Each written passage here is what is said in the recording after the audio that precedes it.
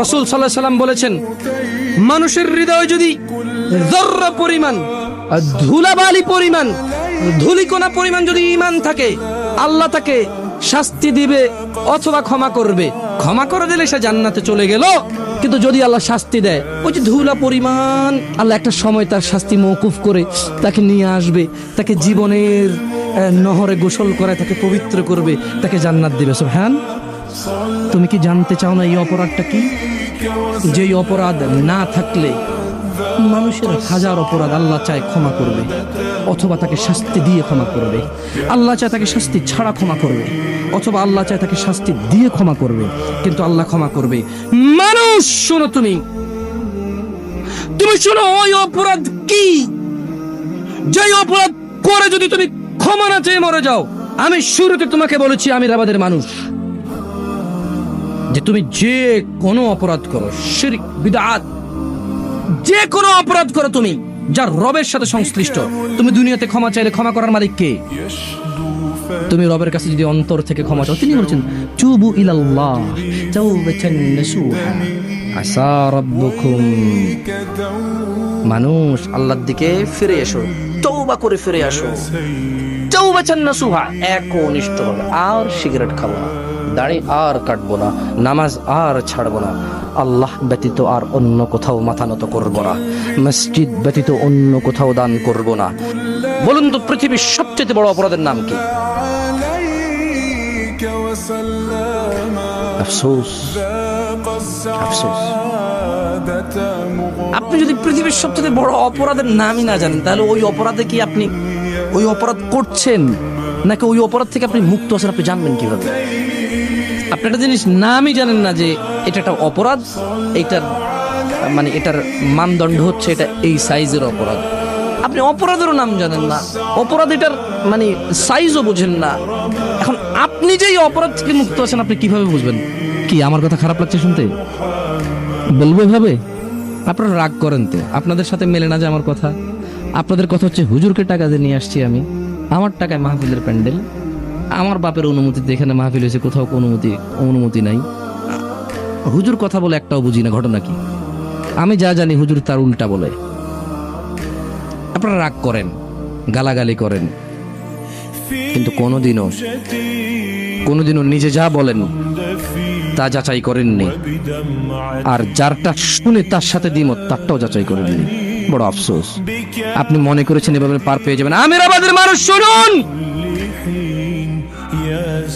ইউবাশশিরুনহুম ইয়াওয়াদ্দুল মুজরিমু লাউ ইফতাদি মিন আযাবি ইয়াওমিযিন বিবানি। আল্লাহ বলেন সেদিন আপনি অপরাধীদেরকে দেখবেন, অপরাধী ব্যক্তি তার অপরাধের মুক্তিপণ হিসেবে আল্লাহকে দিবে তার সন্তান, ছেলে মেয়ে সব কটাকে আল্লাহকে দিয়ে বলবে আল্লাহ এগুলো কেন আমাকে ছেড়ে দেন। যাচাইয়ের সময় নেই। হুজুরের কাজ। হুজুর কি কারা কারা বলতে পারে হুজুর কোন দেশি ভাষা? আপনি তো এতটুকু বুঝেন না নিজেকে অনেক কিছু। আমি এখন বলতে পারি যে তুমি কি বুঝো, আর আমি অ্যাটলিস্ট এতটুকু বুঝি যে হুজুর তো উপস্থিত। যে লোক নাই তাকে হুজুর বলা যাবে না, কেন এটা আরবি ভাষা। আই মানি আমি, ইউ মানি তুমি, তাই বলি এটা অন্য কিছু মনে হয়ে যাবে নাকি? আই মানি তো আমি, ইউ মানি তো তুমি। এটাকে ইংলিশে কি বলে? পেপার। কি বলে? বাংলাতে কাগজ বলে। জিনিস কয়টা? নাকি দুটো হয়েছে তাই দুটো হয়ে যাবে? কোনটা? দুইটা হবে না। তার মানে নামের পার্থক্য। জিনিস কয়টা? একটা। আপনি তো বুঝতে চান না কথা, আপনি তো কথা বুঝতে চান না। নাম পরিবর্তন হলেই তো মানে ভাষা পরিবর্তন হলেই তো জিনিস পরিবর্তন হয়ে যায় না। অমুক অনেক বড় হুজুর, তর্ক করতেছেন চায়ের দোকানে, অথচ হুজুর বলতেছেন সেখানে নাই। তো আপনি কি বুঝেন? এবার বুঝেন আপনি। আমি আপনাকে বোকা বলতে এখানে আসিনি। আমি আপনাকে অনুরোধ করে বলছি যে আপনি কতটুকু বুঝেন এবার বুঝে নেন। আরবি যে ভাষা, আল্লাহ বলেছে ইন্না আনজালনা কুরআনান আরাবিয়্যান লাআল্লাকুম তাআকিলুন। ও মুহাম্মদ সাল্লাল্লাহু আলাইহি ওয়াসাল্লাম, আমি কোরআনটাকে আরবিতে নাযিল করেছি। সূরা ইউসুফে আল্লাহ বলছে যাতে আপনি বুঝতে পারেন, তো আমাকে আল্লাহ কোন ভাষায় সৃষ্টি করেছে বলেন তো? তো আমি যদি এখানে আরবিতে কথা বলি আপনি বুঝবেন? একে তো আপনি আরবিতে কথা বললে বুঝবেন না, আবার যদি আপনাকে বলি যে আপনি কথাটা আরবি বলতেছেন, কথাটা ভুল, আপনি মানতেও চান না। উনি অনেক বড় হুজুর, মানে উনি অনেক বড় উপস্থিত, এটা কিসের সম্মান হইলো কথাটা? এখন তো বলবেন যে আপনারা এত টাকা খরচ করে নিয়ে আসতে, আপনি হুজুরের অর্থ বুঝেন না। আরে আপনি তো হুজুরের অর্থ বুঝেন না, আপনাকে কি বস করবো? বলেন, আপনি তো এটাই বুঝেন না। আপনি মনে করতেছেন যে এটা কোনো বিষয় হলো কথা বলার। আরে আমি তো বলি আপনি এটাই তো বুঝেন না, যেটা বিষয় না এটাই তো আপনি বুঝেন না, আবার বিষয় কি বুঝবেন? যাই হোক, এখানে কাউকে ছোট করতে আসেনি। শুনুন মানুষ, আল্লাহকে ভয় করুন। মসজিদের আজান হয়ে গেলে আপনার কাছে কোনো উপায় নেই। আপনার মা মরে গেলে কি জীবন দিতে পারবেন? জীবন দিতে পারবেন? এই ছেলে, তুমি দাঁড়াও, দাঁড়াও, দাঁড়াও। ওকে কি এখানে মেয়ে বানাইতে পারবেন? কেউ আসে ফু দিলেও মেয়ে হয়ে যাবে? বসো। এই তুমি দাঁড়াও। কেউ আছে ওকে ফু দিলে বৃত্ত করে দিবে? কেউ কি আছে যুবককে ফু দিয়ে বৃত্ত করবে? আছে? ওকে ওর 2 ইঞ্চি কম করে দিবে হাইট, ওর উচ্চতা কমাই দিবে? আছে কেউ? ওরে ইনস্ট্যান্ট এখন ওরে 1 বিঘত উপরে লম্বা করে দিবে? পারবে কেউ? পারবে না। সালাতও ছাড়তে পারবেন না, কোনো অপশন নেই। বসো। ইসলামে এমন একটা ফাঁক ফোকর নাই, এমন একটা অপশনই নাই যে নামাজ পড়া না পড়লেও চলবে, রোজা না রাখলে চলবে, আরেকজনে রেখে দেবে, টাকা দিয়ে দেবো, আমি অসুবিধা, আমি অসুস্থ, হজ আমি পারিনি, আমার ছেলে সন্তানের টাকা পয়সা হয়েছে, আমি নিয়ত করেছিলাম মরে গেছি, আরেকজনকে পাঠাই দিয়েছে আমার বদলে, করে ফেলবে। আমি এখন দরিদ্র, জাকাত দিতে পারি না, হঠাৎ করে পয়সা হলো হয়েছে, জাকাত দিয়ে দেবো। যেমন মানুষ মরে গেলে রূপ দেওয়া যায় না, যেমন ছোট যুবককে ফু দিয়ে বৃদ্ধ করা যায় না, যেমন ছেলেকে মেয়েতে রূপান্তরিত করা যায় না, যেমন মানুষের উচ্চতাকে, মানুষের কদ উচ্চতাকে হঠাৎ করে বাড়িয়ে দেওয়া যায় না, অথবা হঠাৎ করে কমিয়ে দেওয়া যায় না।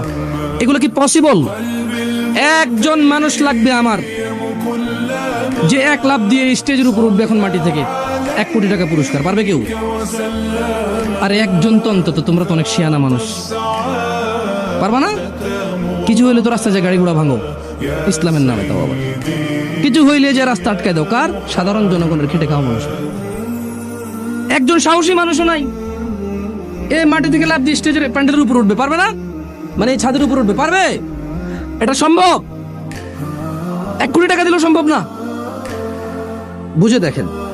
আর আপনি মনে করতেছেন যে হুজুর কইতে গান 1 কোটি টাকা, অসুবিধা নেই, আমি আলহামদুলিল্লাহ পয়সাওয়ালা মানুষ। আরে মানুষদের কাছে চাইলে দিবে মানুষ। যদি বলি যে ভাই বিপদে পড়ে গেছি, 1 কোটি টাকা আটকা, 5 বছর লাগলো, ইনশাল্লাহ মানুষ আস্তে আস্তে দান সদকা করে হলো আমার ঋণ মুক্ত করে দেবে ইনশাআল্লাহ। দুঃখিত, এটা দুষ্টামি করলাম, বাট কিন্তু কথাটা আমি একটু বোঝার চেষ্টা করুন। যেমন আপনি মাটি থেকে লাফ দিয়ে ঘরের চালে উঠতে পারেন না, ঠিক আপনি নামাজ ছাড়তে পারবেন না, কোনো অপশনই নেই। কিন্তু আপনি এটাকে ধার দিচ্ছেন না। আপনি মনে করতেছেন যে জামশেদ ভাই এটা কি বলে, এই যে আজান হচ্ছে আমি দাঁড়ায় আছি, লে কে করেগা বে। আমি যখন বলছি আপনাকে লাফ দিয়ে ছাদে উঠতে পারবেন মাটি থেকে, বললেন না। বললাম 1 কোটি টাকা দিও, বললেন না। যখন আমি বলি যে নামাজ ছাড়ার কোনো অপশন নাই, আপনি বললেন যে তুই কিসনে কাহা অপশন নেই, তুই আজান দে, ले तू इकामत दे, मैं इधर खड़ा रहता हूँ, नहीं जाता हूँ, क्या करें? আপনি বলছেন যে তুই আজান দে, তুই ইকামত দে, তুই নামাজ পড়া, আমি এখানে দাঁড়াইছি। বাজিয়ান নওয়াজে তুই কি ধরবি না? হয়েছে হয়েছে, চিটাঙ্গের হয়েছে।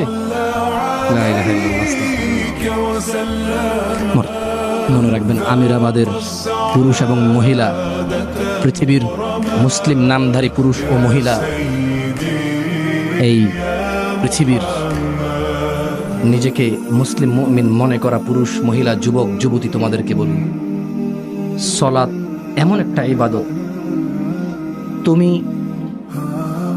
যতগুলো হাদিস আছে, যতগুলো কোরআনের আয়াত আছে, জাল হাদিস, দইফ হাদিস, মিথ্যা, আরো মিথ্যা, আরো মিথ্যা, ডাহা মিথ্যা, একবারে 100 ভাগ মিথ্যা, একটা হাদিস তুমি, তোমার 14 খানদান, আর তুমি বুঝলাম 60 বছর 50 বছর বাঁচবা হয়তো ইনশাআল্লাহ, আল্লাহ চাইলে। তো তোমার যদি 20 প্রজন্ম ধরা হয়, 60-এর যদি 20 দিয়ে গুণ দেওয়া হয়, মিনিমাম তো 1012 হইব নাকি?